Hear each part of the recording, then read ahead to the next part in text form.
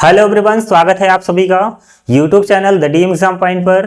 दोस्तों, आज की क्लास में हम ये जानेंगे कि एलसीएम भाग विधि द्वारा कैसे निकालते हैं।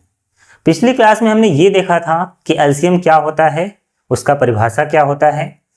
एलसीएम ज्ञात करने की कौन कौन सी विधि है। एक होता है गुणनखंड विधि और एक होता है भाग विधि। और उसी में मैंने बता दिया था कि एलसीएम गुणनखंड की सहायता से कैसे निकालते हैं। आज का हमारा टॉपिक यही रहेगा कि भाग विधि द्वारा एलसीएम या लसर कैसे ज्ञात करते हैं। तो चलिए शुरुआत किया जाए। तो मान लीजिए कि ये पहला नंबर है, क्वेश्चन नंबर 1।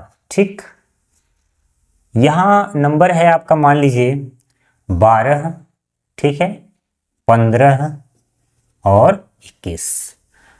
तो हमें भाग विधि द्वारा निकालना है। तो भाग विधि द्वारा निकालने के लिए इसको एक लाइन में ही लिखना होता है, 12, 15, 21, और एक यहाँ लाइन खींचते हैं। अब यहाँ पर सबसे पहले छोटा नंबर होता है 2। तो 2 से जो डिवाइड होगा उसको काट लीजिए। तो 2 से ये कट रहा है, 2 6 12, और जो नहीं कट रहा है आपको नीचे ऐसे ही कॉपी कर लेना है, उसमें कुछ नहीं करना है। क्या अभी 2 से कटेगा? हाँ, बिल्कुल कटेगा। तो दोबारा 2 से काटेंगे, 2 3 6। अब ये सब नहीं कटेंगे तो इसको ऐसे ही नीचे ले आइए। अब क्या 2 से कटेगा कोई नंबर? नहीं। अब आगे बढ़ेंगे। क्या 3 से कोई कटेगा? हाँ, बिल्कुल। तो यहाँ 3 लेंगे, 3 एकम 3, अब ये भी कट जाएगा। 3 पचे 15 और 3 सत्ते 21। क्या अब 3 से कोई कटेगा? नहीं। 4 से नहीं। 5 से कट जाएगा, तो एक यहाँ तो रहेगा ही, यहाँ एक आ जाएगा, और ये नहीं कटेगा तो कॉपी कर लिया आपने। अब 7 से डायरेक्ट कटेगा, 7। अब ये सब तो वैसे ही आ जाएंगे, तो अब कोई नंबर नहीं है। ऐसा तब तक काटना है जब तक कि लास्ट में सभी जगह एक न हो जाए। तो अब हमारा एलसीएम आ चुका है, तो यहाँ लिखेंगे एलसीएम। तो एलसीएम क्या हो जाएगा? वही 2 गुणे 2 गुणे 3 गुणे 5 गुणे 7। तो 2 दूना 4, 3 12, 5 60, और सत्ते कितना? 420 हो जाएगा। एक बार गुणा चेक कर लीजिएगा। 2 दूना 4, 3 12, 5 60, ठीक है। तो ये भाग विधि द्वारा है। अगर मैं यही आपसे पूछूं कि बताइए अगर हम इसको गुणनखंड की सहायता से निकालें तो आंसर कितना है? आंसर सेम आएगा। चलिए मैं वो भी बता देता हूं ताकि आपका दोनों तैयार रहे। ये भाग विधि द्वारा है। अगर हम यहाँ पर इसको गुणनखंड की सहायता से निकालें तो कितना आएगा? तो सबसे पहले इसका फैक्टर करना होगा। चलिए 12 का करते हैं।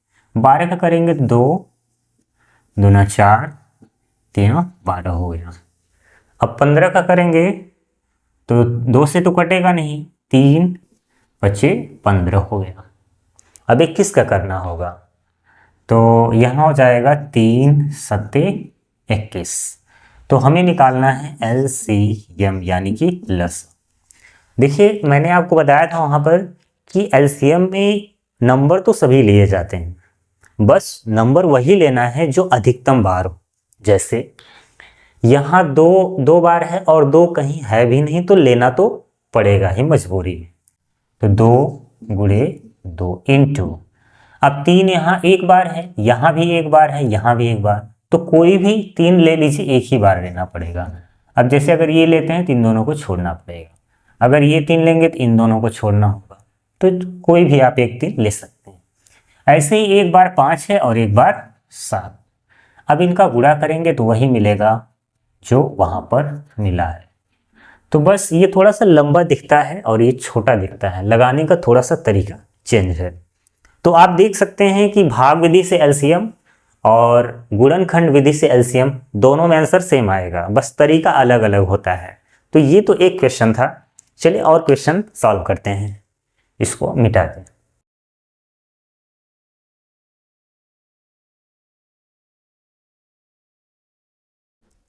चलिए मान लीजिए कि अब हम नंबर चेंज कर देंगे, यानी कि चलिए ले लेते हैं कोई नंबर 20, 40 और 45। तो अगर हम इसका एलसीएम निकालना चाहते हैं तो भाग विधि द्वारा देखिए कैसे निकालेंगे। तो यहाँ नंबर लिख लीजिए 20, 40, 45 और यहाँ एक लाइन खींचेंगे। तो सबसे पहले 2 से ही काटना शुरू करिए। 2 धामा 20, ये कट जाएगा। 2 दूना 4 यानी कि 20 दूना 40 होता है। अब ये नहीं कट सकता तो इसको ऐसे ही नीचे उतार लिया करें कॉपी। जो नंबर नहीं कटेगा नीचे कॉपी कर लेना है। अभी 2 से कटे गए, 2 पंचे 10, 2 धामा 20 और ये नहीं कटेगा तो नीचे आ गया। ठीक, अब 2 से भी कट रहा है तो काट लीजिए। 2 ये नहीं कट सकता तो नीचे आ गया। 2 पंचे 10 और ये क्या है 45। अब किससे कटेगा? अभी 3 से कटेगा ये, क्योंकि ये 3 से कट जाएगा। तो 3 ये नहीं कटेगा तो अपनी जगह बना रहेगा ये। और ये हो गया 15 तिया 45। अभी 3 से दोबारा कटेगा ये। 3 ये नहीं कट सकता तो नीचे आ जाएगा। ये भी नहीं कट सकता, नीचे आ जाएगा। ये कट जाएगा 3 पचे 15। अब 4 से नहीं कटेगा, अब ये 5 से डायरेक्ट कटेगा। 1 कम 5, 1 कम 5, 1 कम 5 और तब तक काटना है जब तक यहाँ 1 ना आ जाए। तो आ चुका है। अब यहाँ पर एलसीएम क्या हो जाएगा? एलसीएम तो सभी का गुणा करना है। 2 गुणे 2 गुणे 2 3 3 5। तो अब गुणा कर लीजिए। 2 दूना 4 दूना 8 तिरक 24 या 72 पंचे 360। तो यहाँ पर ये आंसर है आपका। तो ये भाग विधि द्वारा है। अगर हम इसको गुणनखंड की सहायता से निकालना चाहें तो ऐसे आपको दोनों जानकारी हो जाएगी, भाग विधि कैसे निकालते हैं और गुणनखंड से कैसे निकालते हैं। तो चलिए यहाँ भी देख लीजिए। 20, 40, 45। पहले क्या करना होगा? फैक्टर करेंगे। तो चलिए फैक्टर किया जाए।